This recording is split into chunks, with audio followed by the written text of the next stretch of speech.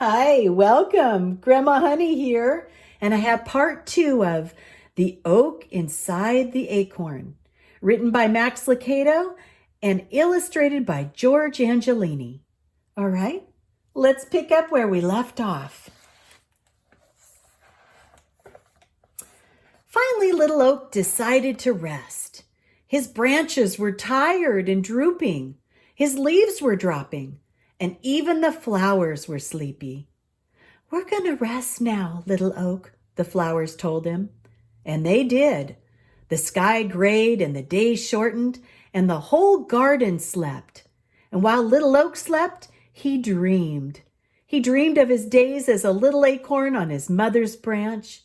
And deep in his sleep, he heard her soft voice, "Within you is a great oak. Just be the tree God made you to be." When the sun warmed his branches, Little Oak awoke. Only he wasn't so little anymore. He could see farther. He had grown taller and wider. The winds didn't bend him as much. His branches were as big as his trunk used to be. Little Oak was becoming Big Oak. And many years passed, and each year he grew bigger and wider and bigger, until everything in the farmer's yard looked up to him. Here he is, growing from a little tree to a little bigger tree, a little bigger and bigger.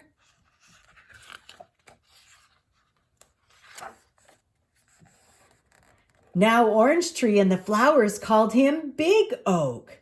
He spread his big branches and looked around. Orange Tree was taller too, but not as tall as Big Oak. Big Oak was taller than all of his friends, and they were wide, but not as wide as Big Oak. He was the tallest. He was the widest, but he still wondered what he was supposed to do. He couldn't grow oranges or flowers. He just grew bigger, and he didn't know why.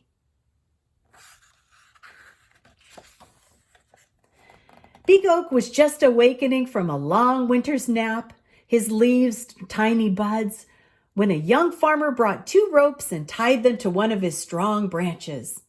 Close by, a little girl watched. Rosie Rose was puzzled.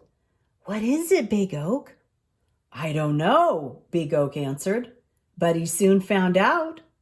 "Can I do it, Daddy? Can I swing?" "Go ahead," urged the man, and the little girl with bright blue eyes and hair the color of daisy flowers sat in the swing. Big Oak felt the tug, but barely. He was strong, and little girl was small, and with her daddy's help, she swung forward. Not too far, but farther the next day, and farther the next.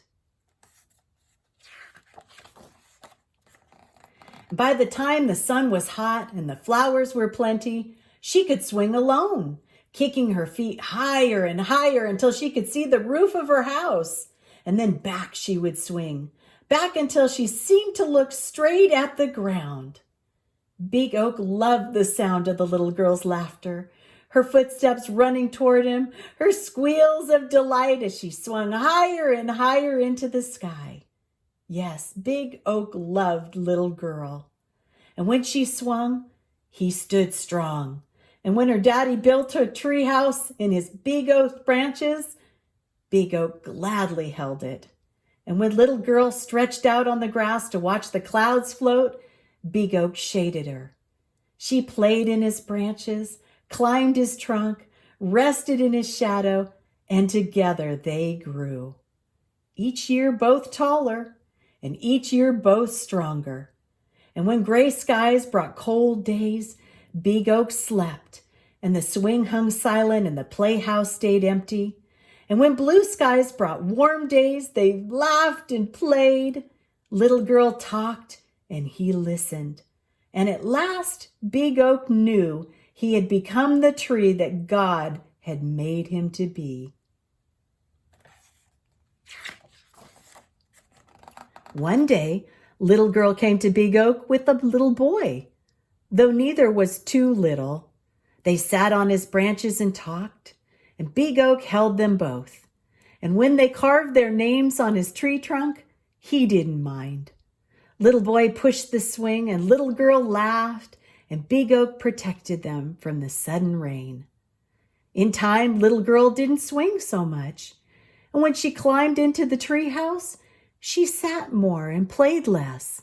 Little Girl was becoming Big Girl. Big Girl now stood as tall as Big Oak's lowest branch. One day Rosie Rose said to Big Oak, "She's growing up, Big Oak. She'll soon leave." Big Oak didn't answer, but he understood.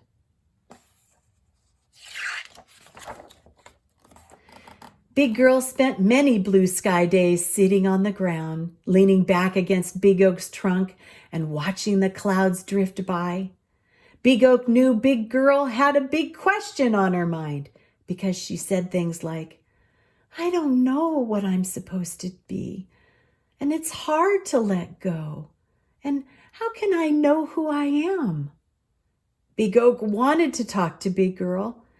He knew just what to say.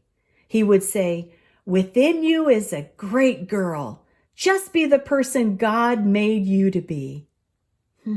Orange tree grows oranges, he would say, and flower plants grow flowers. And oaks grow tall enough for swings and strong enough for swinging and big enough to hold little girls until they become big girls. He wanted to, but he couldn't say the words. One day, Big Girl was sad. The little girl who used to giggle in Big Oak's shade just sat, and silent tears were flowing down her cheeks. "It's hard to let go," she said. Big Oak was listening, and he had an idea. He looked down at his branch at a little acorn, and he said, "I have a special job for you," Big Oak said. The next time the wind blew his branches, Big Oak let his branch shake more than the others, and the little acorn popped loose and landed in Big Girl's lap. Big Girl picked it up and started to toss it away, but stopped. She held the little acorn in her hand and stared at it. She turned and looked up at Big Oak. "Were you ever this small?" And answering her own question, she continued, "Of course you were.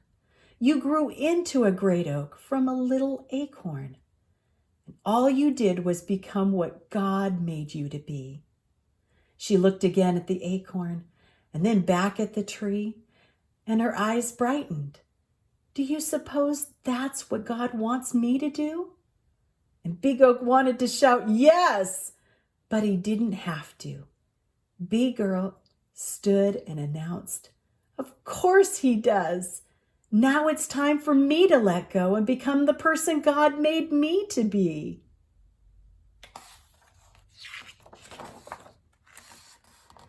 And Big Girl smiled and placed the acorn in her pocket and began walking away. But after a few steps, she stopped and turned, and she looked at the swing, the tree house, and she looked at Big Oak. And she walked over to him and she placed a hand on his trunk. And without a word, she said goodbye. And without a word, Big Oak said the same. And that's our story for today, The Oak Inside the Acorn. Bye-bye for now. Be blessed.